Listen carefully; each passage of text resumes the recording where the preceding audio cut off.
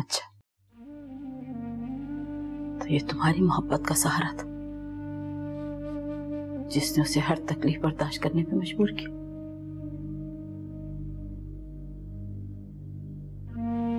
तुम्हारे नाम से जुड़े रहना उसके लिए इतना अहम था कि हर तकलीफ, हर मुसीबत के बावजूद उसी घर में रहना चाहती थी।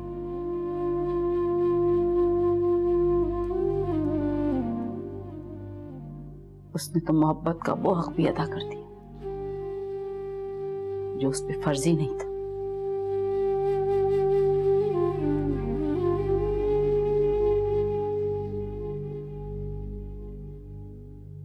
अब तुम्हारी बारी है बेटे, अपने हिस्से का हक अदा करिए। अनजाने में जो कुछ हो गया उसकी तो शायद माफी हो जाए, लेकिन अब जबकि सब कुछ तुम जान गए, अब रेहान को जरा सी भी तकलीफ पहुंची ना तो उसकी कोई माफी नहीं होगी।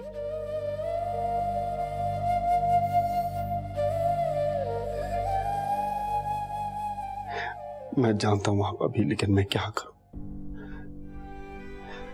मेरे अंदर उसका सामना करने की हिम्मत नहीं है। माफी कैसे मांगू?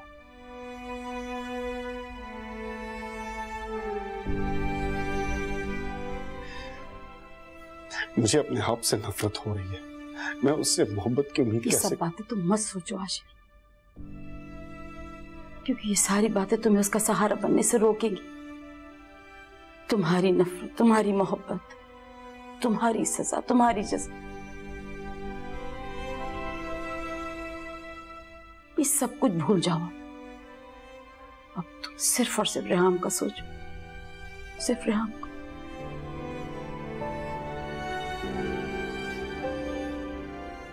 क्योंकि अब उसे तुम्हारी पहले से कहीं ज्यादा जरूरत है।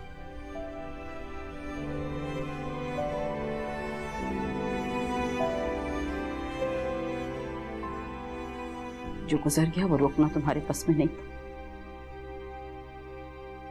लेकिन जो अब होने जा रहा है आशिर, उसे तुम्हें रोकना है।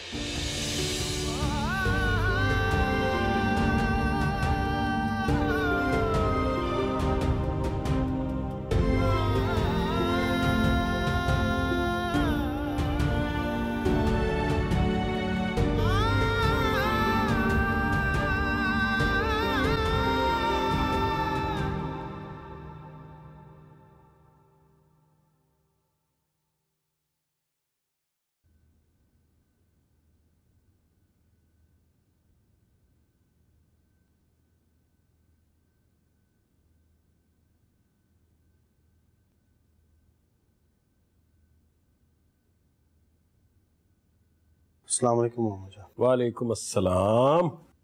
कहाँ रह गए थे भाई? ऑफिस से तो शाम में ही निकल गए थे। मामा जान, कुछ जरूरी काम था।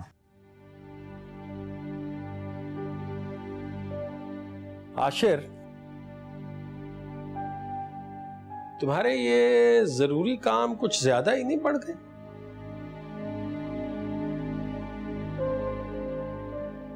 मतलब ऑफिस से जल्दी चले जाते हो, घर लेट आते हो। कोई परेशानी है तो मुझसे शेयर कर लो, हो सकता है मैं तुम्हारी कोई हेल्प कर सकूं।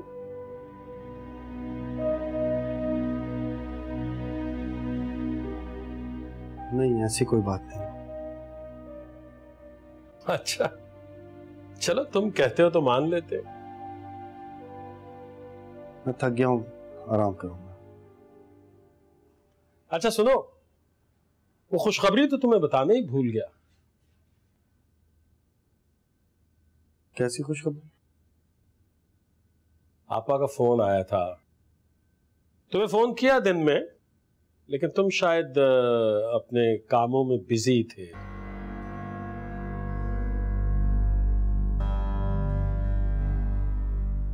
तो बात नहीं कर सके। बता रही थी कि हमारी कंपनी ने अवार्ड जीता है, बहुत सारे नए कॉन्ट्रैक्ट्स भी हुए। गुड। फोन कर लेना उन्हें अभी, हो सकता है जाग रही हो। जी।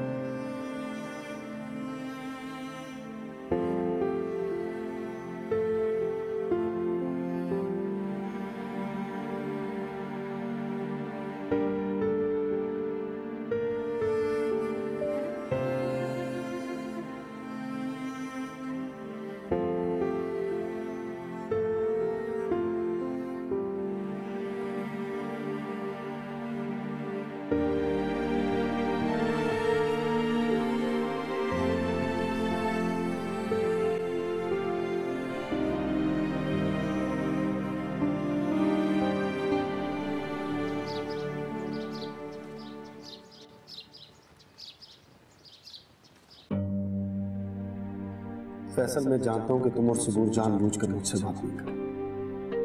वजह क्या है मैं नहीं जानता, लेकिन बस इतना बता दूं कि इस वक्त मुझे तुम दोनों की बहुत जरूरत है, खासतौर पर सबूर की। वो सारे सबूत जो रेहान के खिलाफ जाते थे अब उसके हक में जाते हैं। मैं जान चुका हूं कि सारे मामले में अदन का कसूर था,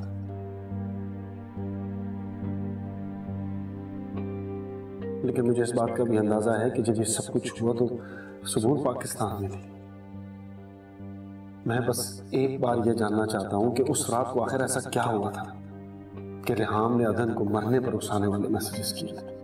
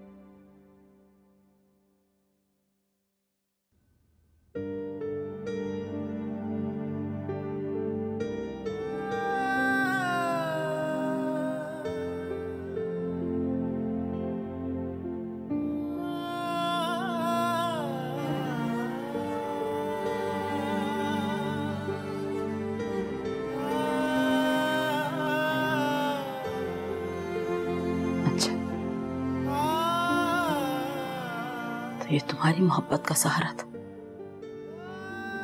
जिसने उसे हर तकलीफ बर्दाश्त करने पर मजबूर किया। तुम्हारे नाम से जुड़े रहना उसके लिए इतना अहम था कि हर तकलीफ, हर मुसीबत के बावजूद उसी घर में रहना चाहती थी। उसने तो मोहब्बत का वो हक भी अदा कर दिया जो उस पर फर्ज ही नहीं था।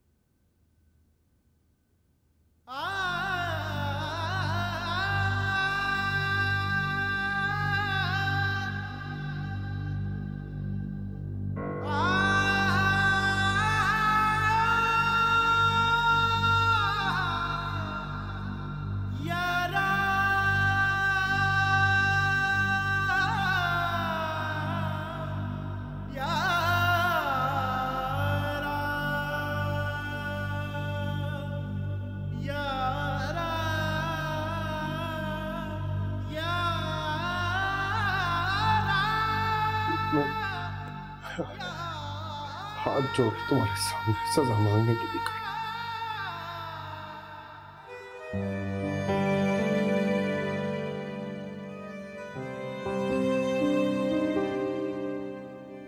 अपने हर गुनाह की सजा, हर उस दावे की सजा जो मैं पूरा नहीं कर सका,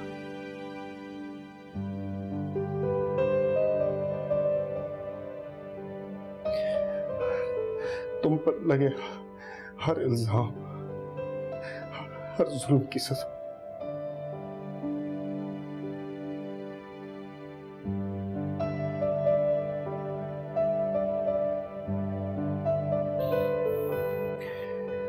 हर उस लम्हे की सजा जब तुमने मुझसे उम्मीद लगाई कि मैं तुम्हारा भरोसा करूंगा, लेकिन मैं तुम्हारे भरोसे को तोड़ दिया।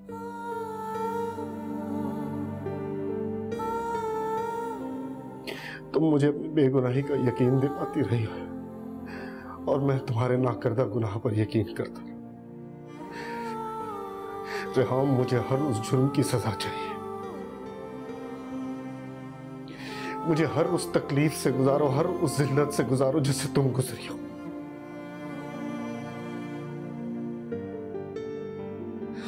उसी तरह नफरत से धुतकारो, बेइज्जत करो मुझे। तुम्हें पूरा हक है अपने साथ हुई हर ज्यादती का बदला लेने का। तुम्हें पूरा हक है इस गुनहगार को सजा देने का।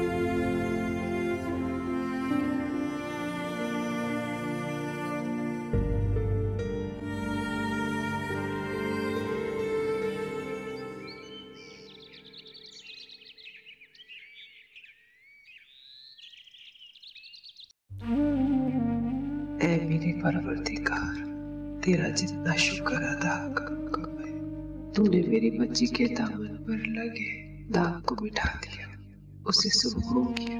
मेरी मालिक बहुत आजमाइशों से गुजरी है, वो अब बस उसके हिस्से में आसानियां रखना, अब किसी आजमाइश से न गुजारना। उसे उसके सबर के बदले हर वो सुख देना जिसकी वो हकदार है।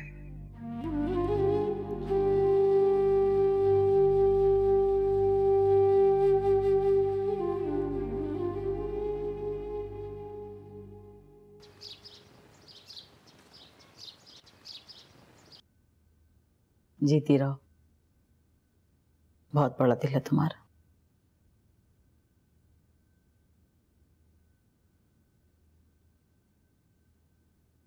पर तुम्हारे ज़र्फ के आगे अपने आप को बहुत छोटा महसूस कर रही हूँ।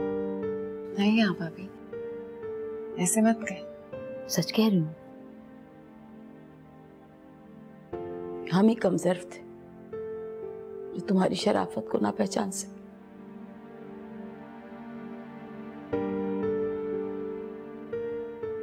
गलती तो हुई हमसे,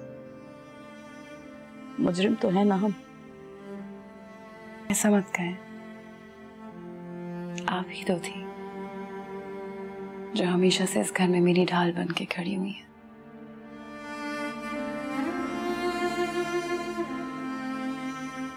खुद को कमजोर कह के मुझे छोटा मत फील करें।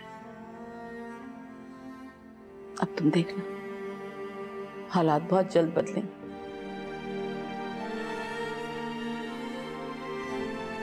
अब सिर्फ मैं ही तुम्हारी ढाल थोड़ी रहूंगी। आशिर तुम्हारा सहारा है,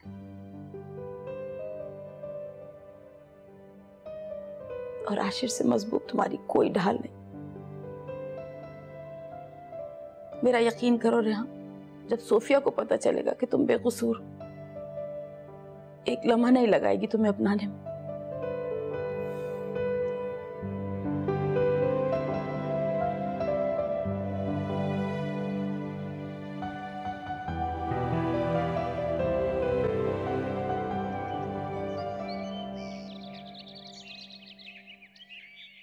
ये तुर्क का पत्ता है, वक्त पर न फेंका तो बाजी पलट जाएगी। पलट गई है बाजी। आशिर ने माफ कर दिया उसे। कह रही थी कि आपा को सच बता दे, लेकिन नहीं, अक्लमंद तो सिर्फ आप ही ठहरे, बेवकूफ हम दोनों माँ बेटी। नहीं नहीं, और इंतजार करते जब तक आपा भी ना उसे अपना ले। ये नहीं होने दूंगा मैं। कैसे? सवाल ये है। पता नहीं। वाह, ये जवाब है। मुझे तो सब कुछ बिखरता नजर आ रहा है, सब कुछ। मैंने कहा ना, मैं कुछ ना कुछ करके संभाल लूंगा। अरे कैसे संभालेंगे आप?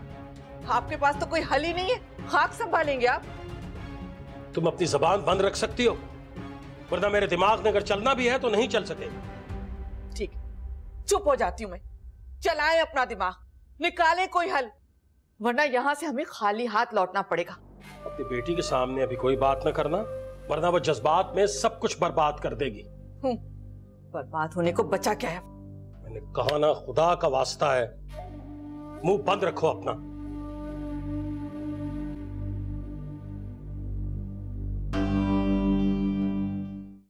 Congratulations mama. थैंक यू बेटा। कहाँ हो? बस ऑफिस के लिए निकल रहा हूँ। आप कब आ रही हैं वापस? हाँ, मुझे लगता है 1-2 रोज और लग जाएंगे इन्वेस्टर्स से मिलने। ओके। फरा कैसी है? ठीक है, डिनर पे ले गया था उसे मैं। गुड। और रेहाम?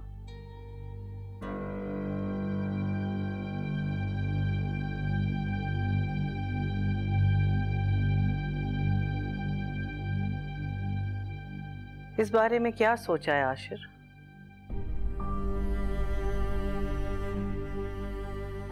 मामा आप वापस आ जाएं तो इस बारे में इस बारे में हम बात कर चुके हैं आशिर। एक कॉल आ रही है बीच में, मैं बाद में बात करता हूँ आपसे।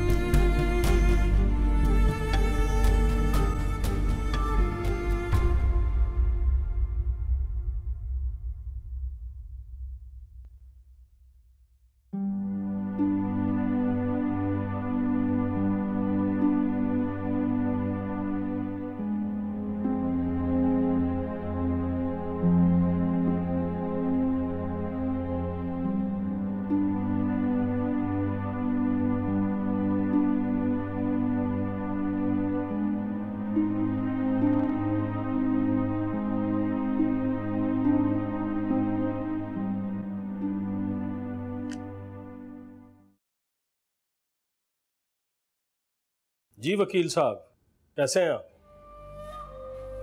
वो कुछ लीगल पेपर्स बनवाने थे। ठीक है, आप आ जाइए।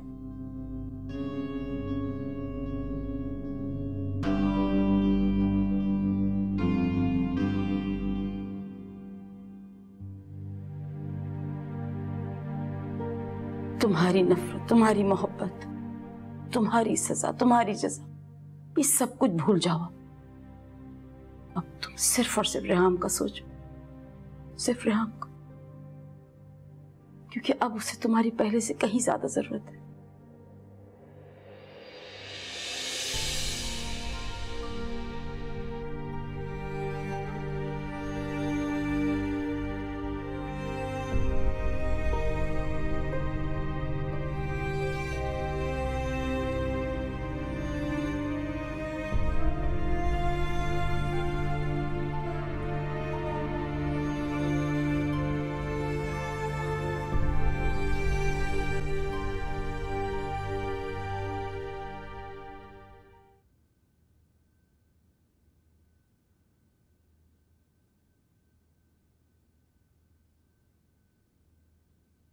सबूर और फैसल भाई ने कोई मदद करनी होती तो वो बहुत पहले कर चुके होते आशिर। अब उनसे कोई भी उम्मीद रखना बेवकूफी है।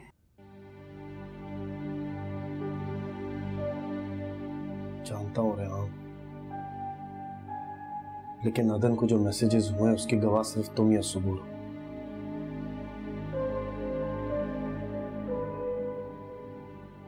अब इन हालात में तुम्हारी गवाही तो नहीं मानी जाएगी।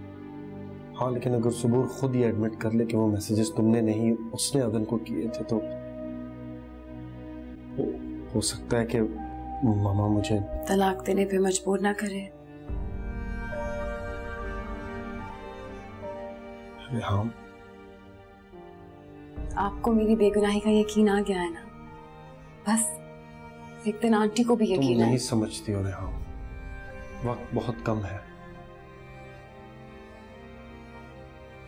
मैं पहले तुम्हें एक बार खो चुका हूं, दोबारा नहीं खोना चाहता।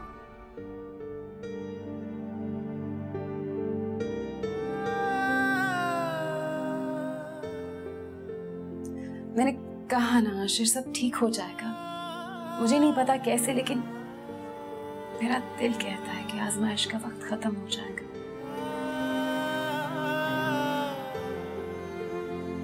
अल्लाह करे ऐसा ही हो।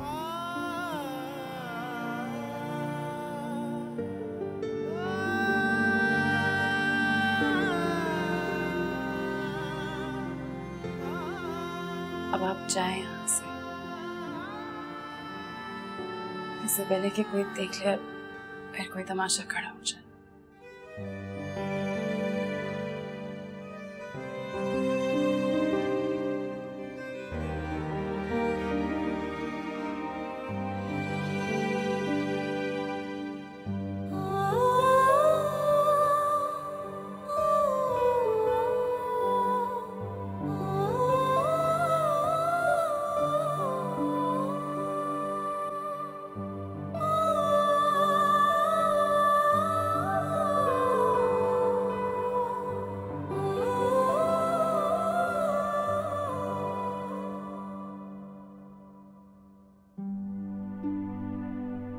आपा, आश्चर्य अजीब खामोश खामोश सा है।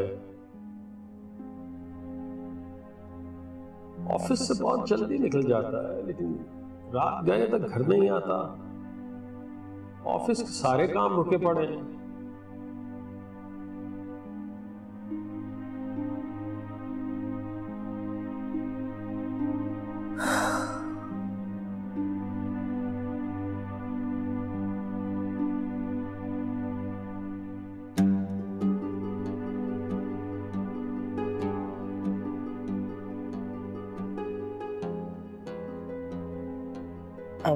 अस्सलाम वालेकुम हारून जी। देखिए मेरी वापसी की टिकट प्लीज कंफर्म कर लें जी, फौरन। Thank you.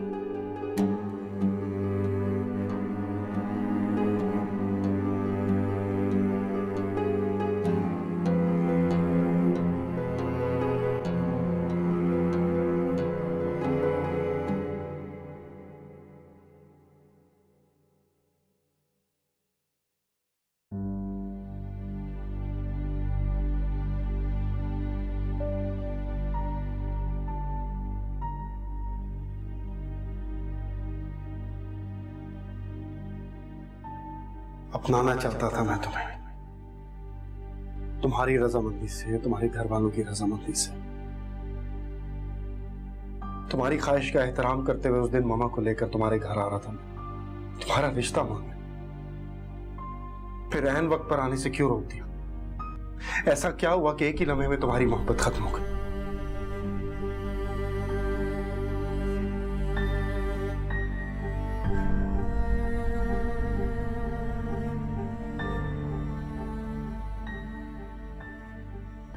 या फिर शायद कभी तुमने मुझसे मोहब्बत की ही नहीं? की थी मोहब्बत, मगर उस दिन अगर मैं आपकी मोहब्बत को अपनाती तो सब खत्म हो जाता। ये बात सच है आशिक कि आपके नाम के साथ मंसूब होना मेरी सबसे बड़ी ख्वाहिश थी, मगर वो ख्वाहिश बाबा की जिंदगी से बढ़ के नहीं थी।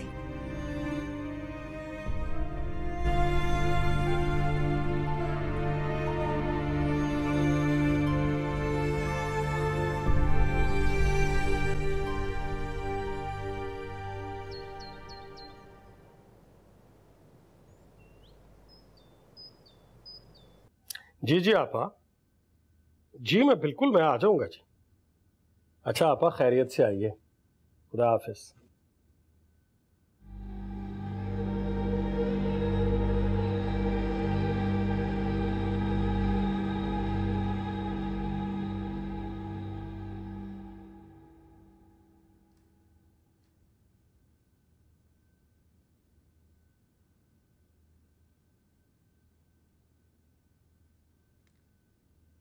आपा का फोन था, आज शाम की फ्लाइट से वापस आ रही हैं। तो इसमें कौन सी खास बात है? वापस तो उन्होंने आना ही था, कौन सा हमेशा के लिए गई थी? खास बात यह है कि मुझे एयरपोर्ट बुलाया है पिक करने के लिए। कह रही थी कुछ जरूरी बात करनी है, रास्ते में करेंगे। ऐसी क्या जरूरी बात है जो घर आकर नहीं हो सकती? मुझे लगता है कि तीर निशाने पर लग गया। दुआ करें कि ऐसा ही हो, तीर निशाने पर लगाओ, ऐसा ना हो कि तीर के निशाने पर हम हो। सुबह सुबह मुंह से कोई अच्छी बात निकालो। हाँ, अच्छी बात तो तब निकालो ना जब अच्छी बात कहने के लिए कुछ हो। इतने दिनों से सिर्फ बुरी बातें सुनने को मिल रही है। आज या तो आशिर रेहाम को तलाक देगा या फिर इस घर में उनका आखिरी दिन होगा। देख लेना।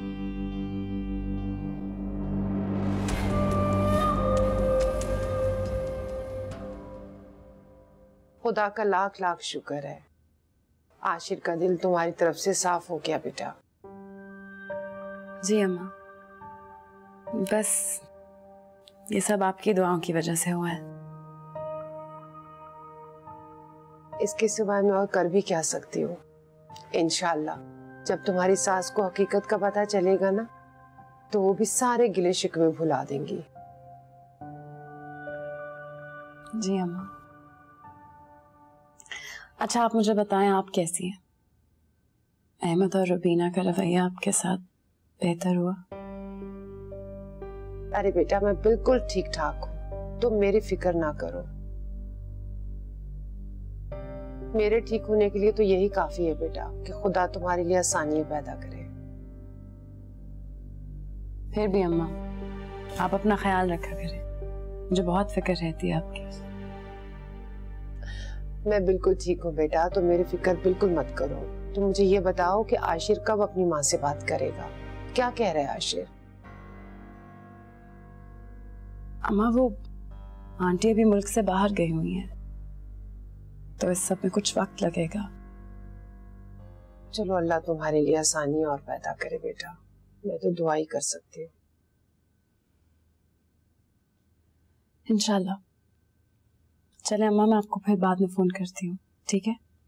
अपना ख्याल रखिएगा। अच्छा बेटा, तुम भी अपना ख्याल रखना और मेरी तरफ से आशिर को पूछ लेना।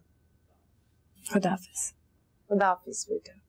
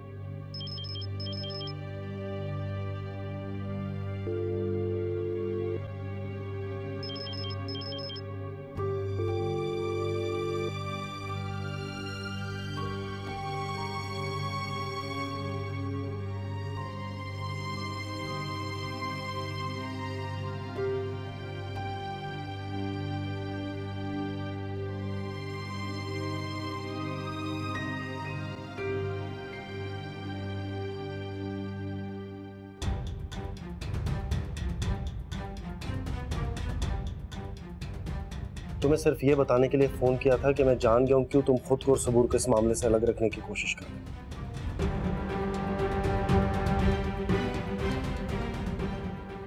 क्योंकि सच ये है कि कसूरवार रेहाम नहीं, सबूर है। वो मैसेजेस जिनकी वजह से अदन ने अपनी जान ली थी, वो रेहाम ने नहीं किए थे, सबूर ने किए थे। और ये बात मैं जान गया हूं।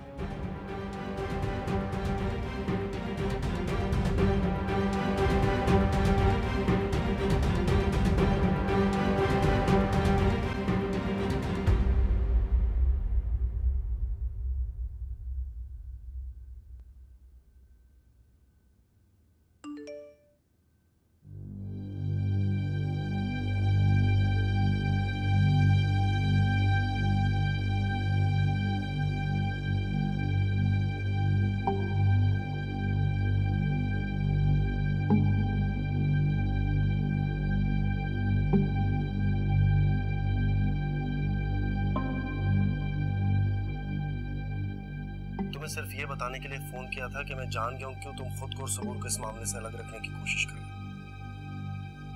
क्योंकि सच ये है कि कसूरवार रेहाम नहीं, सबूर है। वो मैसेजेस जिनकी वजह से अदन ने अपनी जान ली थी, वो रेहाम ने नहीं किए थे, सबूर ने किए थे, उन्हें बाद में जान गया।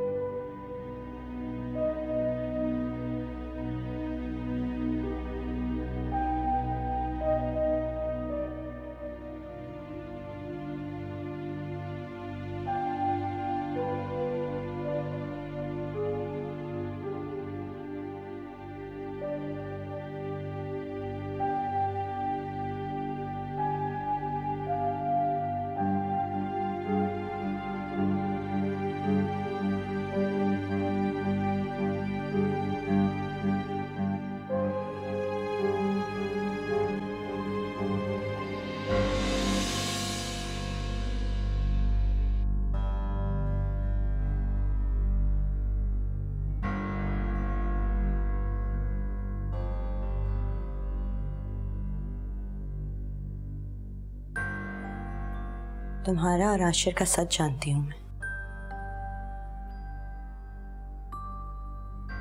कौन सा सच?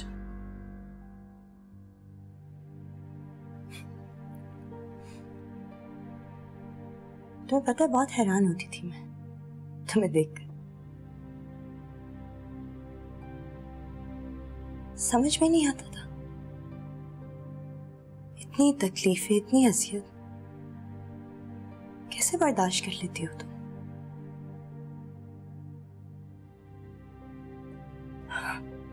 कोई किसी में इतना सब्र कैसे हो सकता है? मैं अगर तुम्हारी जगह होती तो चंद दिनों में ये घर छोड़ के चली जाती।